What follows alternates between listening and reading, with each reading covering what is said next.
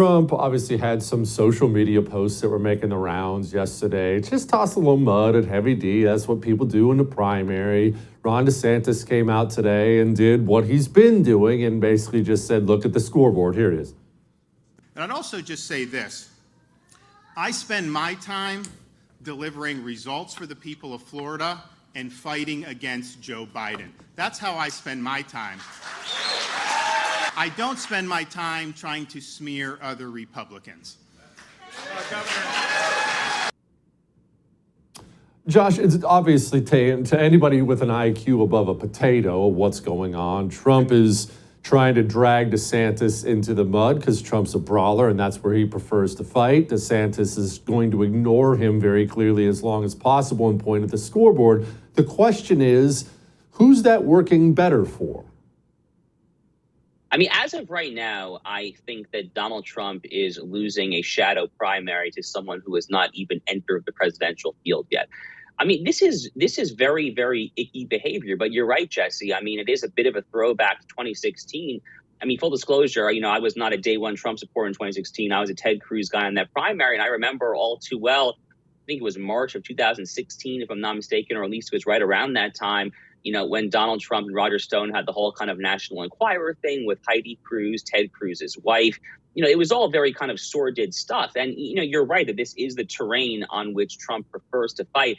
But here is the wager that I think Donald Trump, or at least his kind of inner circle at Mar-a-Lago and MAGA world, what they're making right now. The implicit wager that they seem to be making is that it is that sort of, knockout 10-round fight, knock him up above the head, very kind of dirty, kind of in the mud stuff. They are betting that actually is maybe why Trump won the primary and perhaps ultimately the general election in 2016.